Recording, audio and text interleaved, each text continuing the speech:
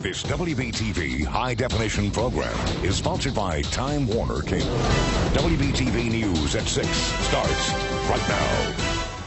Tonight, unfortunately, it's screw the shareholders. A direct quote from a top Bank of America executive, potentially damning new evidence in the bank's near disastrous shotgun marriage to Merrill Lynch. Inside the secret files and the trouble it could spell for the city of Charlotte. Plus, piecing together the details of a CMPD officer's near-fatal crash, the investigation just beginning, what caused the crash, how fast was he going, and were other lives put in danger. But first, at 6 o'clock, rain. It's here to stay. The wet weather arrived in the Charlotte area this morning, and it won't be leaving anytime soon.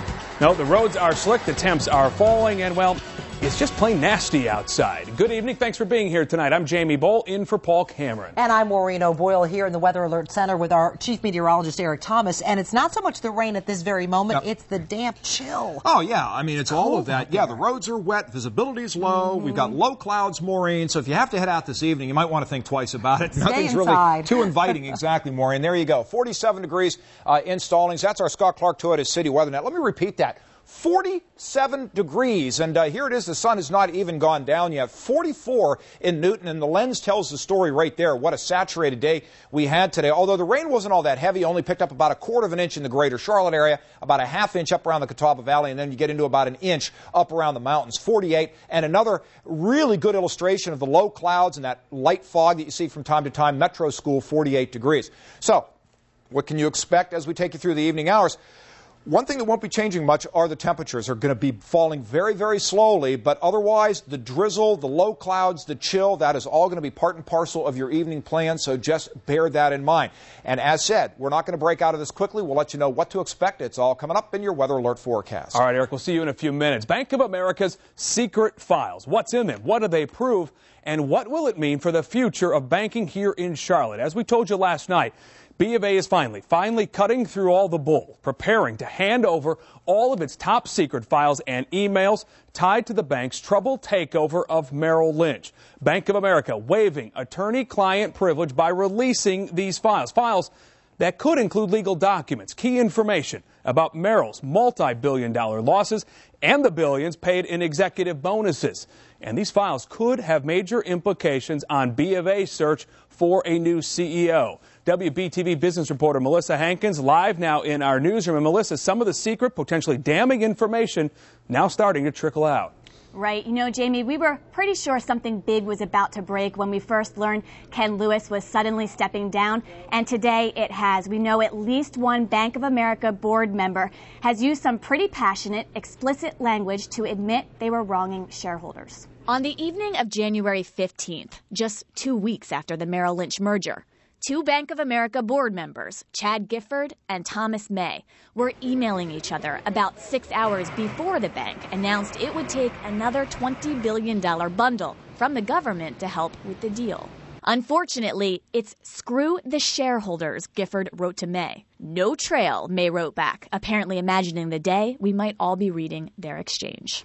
12 hours later, Bank of America announced its first quarterly loss in 17 years.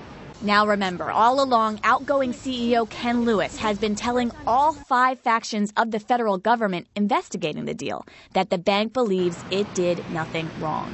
Today, his departure announcement suddenly seems a little less mysterious. And a House panel is just now beginning to sift through all the emails and other documents Bank of America has finally handed over. So, banking expert Tony Plath is betting more bombshells will drop. We're going to learn more about what was the specific role of individual leaders at the bank.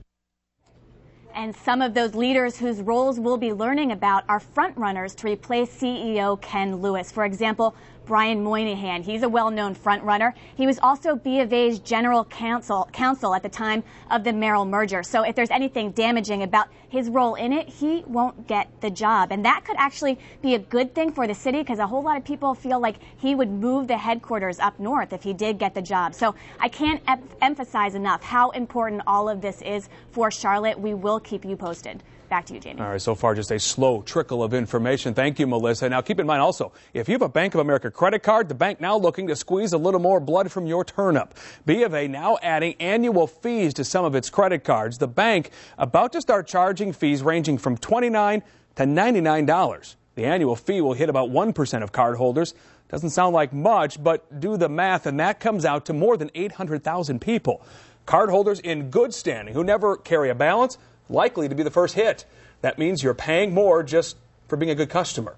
You will be allowed to reject that annual fee, by the way, and if you do, Bank of America will immediately close your account. A mangled mess of metal. A young Charlotte-Mecklenburg police officer clinging to life right now. Officer Joe Walensky critically injured in a high-speed one-car crash. WBTV's Steve Krupp is live at CMC Maine, where Officer Walensky is being treated right now. Steve, the investigation is just beginning, and we know things are rough for the officer. Absolutely, Maureen. And you talk about that investigation. There's still a lot of unanswered questions tonight. Among those questions, was an officer wearing a seatbelt? Did rain play a factor? And were the lights and sirens turned on at the time of the crash? Those are some of the questions that investigators are looking into. Now, earlier today, Chief Rodney Monroe was here at the hospital. He held a news conference, described that crash site that you see as a straightaway stretch of Fairview Road. Now, members of the hit squad, they are trying to figure out things like speed as well as stopping distances. Again, it's unclear if the officer was wearing a seatbelt when he was thrown from that vehicle. That hasn't been determined yet. We know that it was a very, very violent impact, and so much so that even if he possibly were in the seatbelt, that impact pretty much could have ripped that seatbelt out. But we just don't know. Chief Monroe also saying that weather conditions could be a factor. Once again, was it dry? Was it raining? Also something that's going to be happening overnight. They're going to have officers posted along that same stretch of Fairview simply because they're playing a hunch that a witness who may have been there around 3:30 this morning on a bicycle could be coming through again. They want to talk to that person who was on a bicycle who perhaps saw what happened and assisted someone in contacting 911 to get help for that officer as well. Obviously, the investigation still continuing. Many unanswered questions tonight. Live from CMC Maine, Steve Krupp, WBTV on your side. So many people hoping for his recovery. Walensky has been with the department since September of last year. His father works for CMPD as well as a technician in the Crime Scene Investigators Unit. In just about 20 minutes, Lincoln County commissioners will sit down with the county attorney. They're preparing to start a petition to remove the sheriff from office. Sheriff Tim Doherty pleaded not guilty yesterday to obstruction of justice. He's already refused to resign. Doherty allegedly told his chief deputy to set free a drunk driving suspect. Legal experts say a legal effort to remove the sheriff from office could actually move quicker than his criminal trial. We've got a crew inside that meeting tonight. If it breaks during this newscast, we'll pass it on to you or have the latest at 7 on Primetime. Coming up next here at 6, the inaugural class of the NASCAR Hall of Fame just announced. Who's in, who's out? We're live from the hall coming up. Plus, hundreds of jobs and millions of dollars headed to Charlotte, a major corporation coming to town. And here's what's hot right now on WBTV.com, the cost of catching swine flu, breaking down the financial burden that H1N1 can have on a family of 4. Check it out on WBTV.com.